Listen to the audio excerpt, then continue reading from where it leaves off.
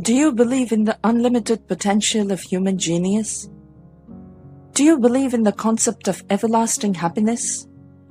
Do you believe in the transformative power of failures? Hello everyone, and welcome to another brand new episode on my channel, Wonder Boho Book Club. Today I'll be talking about the book, Outwitting the Devil, The Secret to Freedom and Success, written by Napoleon Hill. Napoleon Hill was an American sociologist, philosopher, journalist, and one of the most influential self-help authors of all time. He is best known for his book, Think and Grow Rich, which is among the 10 best-selling self-help books of all time. Outwitting the Devil was written by Hill in 1938, but was considered too controversial to publish at that time, as in it, Hill had vented out his displeasure at the conventional teachings of the church and standardized education alike. Using his legendary ability to get to the root of human potential, in this book, Napoleon Hill digs deep to reveal how fear, procrastination, anger, and jealousy prevent us from realizing our personal goals. He also encourages the readers to cultivate the power of positive thinking and embrace the life lessons taught by failure, thereby making the book relevant to readers across generations. Before moving ahead, please don't forget to subscribe to my channel. Part 1. Why do we fail? We are all guided by some sort of motivation in our life. They can come in various forms. For example, motivation for happiness, success, wealth, love, and so on. What matters most, however, is the strength of those motivations. That is, how far we are prepared to push ourselves to accomplish what we dream of. Do we dare to go beyond the conventional beliefs and make the impossible possible? Or do we let our dreams be limited by fear of failure or rejection?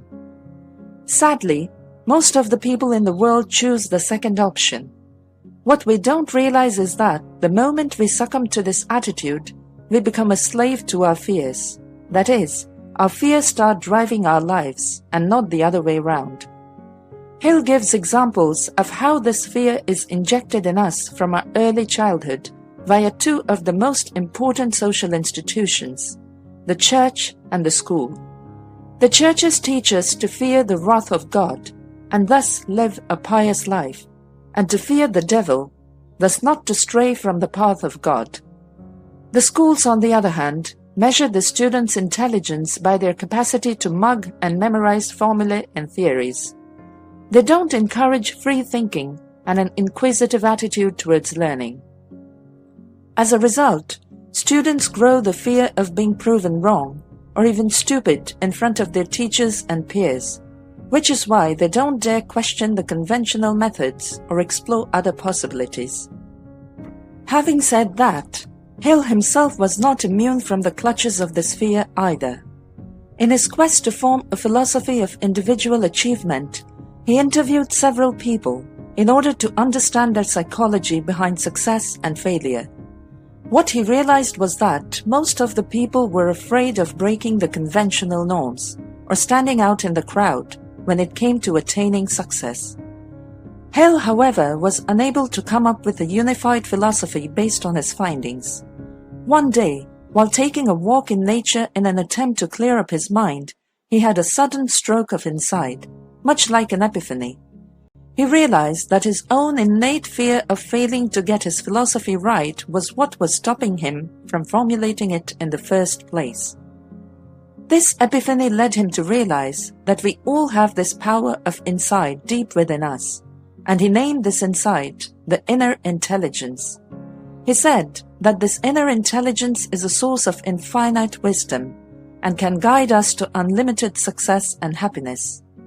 However, it's our self-limiting beliefs and fears that keep us from harnessing this infinite power. Part 2. Create the life you want. When we think of the word goal in the long term, we might refer to wealth, success, happiness, fame, and so on. However, unless we are being specific on exactly what it is that we want out of life, our goals remain kind of vague, and the goal-setting process isn't very effective. Hence, in order to have concrete goals, we must lay down the actionable steps that lead to these goals. The first step in achieving this would be to find your purpose in life. Without a purpose, you would be just drifting through life, wandering aimlessly from one point to another. Also, you must find your purpose on your own. That is, unless you realize yourself what you want out of life, it won't really be your purpose. The church, the school, your parents, friends, they all might give their opinions on what your goal and purpose should be. But in the end, it's only you who has the power to choose. Hill calls this unique ability to make your own choices to be self-determining, and says that this is arguably the greatest gift to humanity. Also known as free will, this ability gives us the freedom to make choices at each moment in our lives, down to the most minute details. We can choose to harbor positive or negative thoughts. We can choose to fight or stay calm. We can choose to work towards achieving our dreams or just sit and complain. In the end, what attitude we choose defines what outcomes we bring about in our lives, both on a daily basis and in the long term. Here, Hill cites the example of Henry Ford, the founder of the Ford Motor Company. Ford's life purpose was to create one of the largest automobile manufacturing companies in America.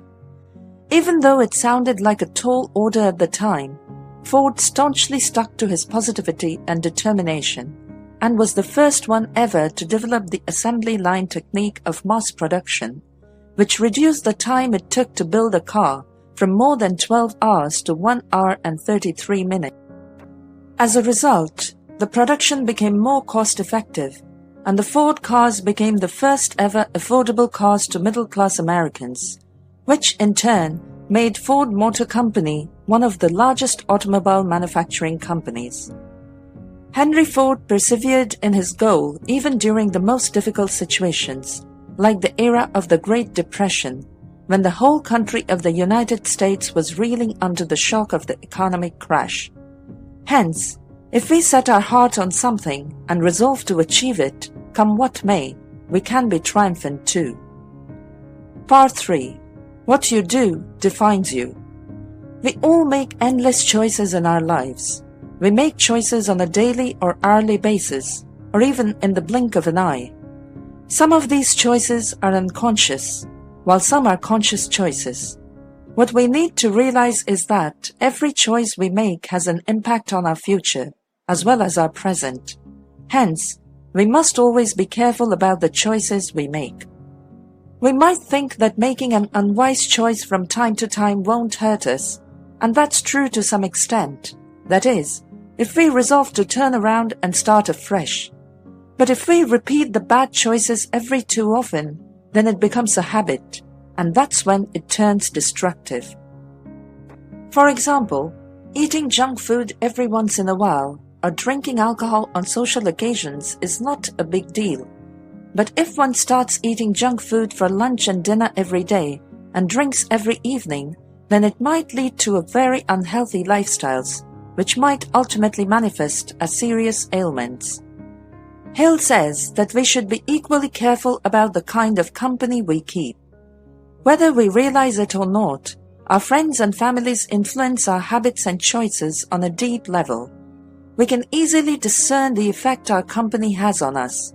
For example, we'll feel uplifted and inspired if we are around people who foster positive habits like healthy eating, exercising, reading, etc.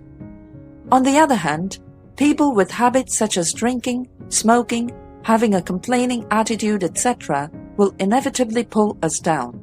Hence, always choose your company carefully. Part 4. Failure is a pillar of success. For most of us, the word failure brings forth a slew of emotions: fear, shame, guilt, frustration, anger, and so on. But how many of us think of failure as an opportunity at the first go? Probably not many. This is what Hill says differentiates a winner from a loser.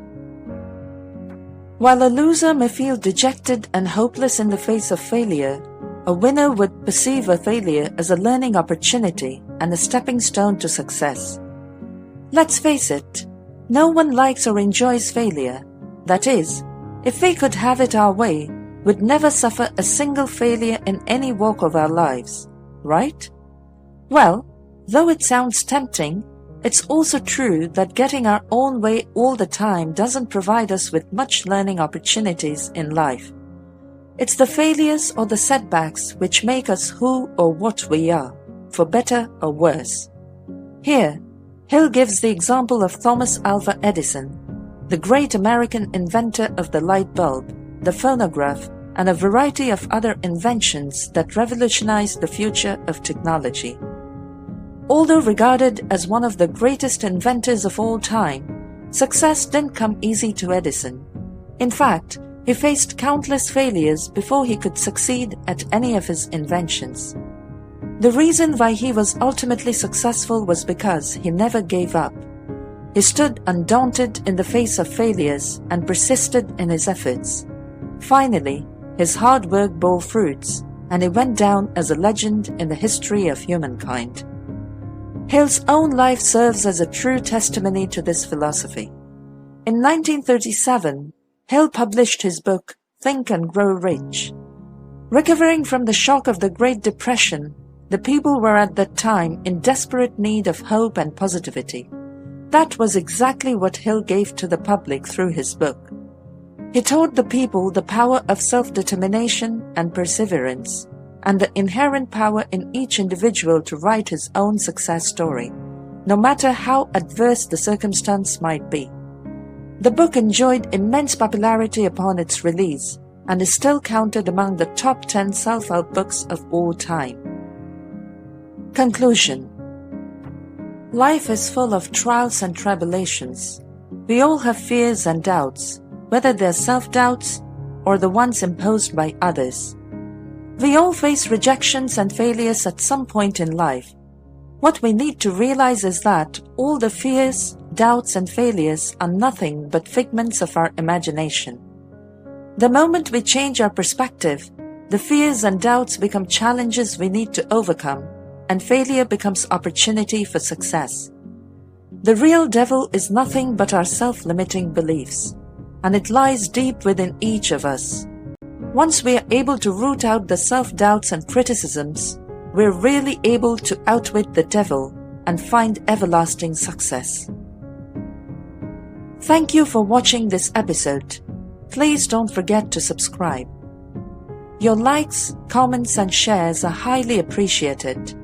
See you soon in our next episode.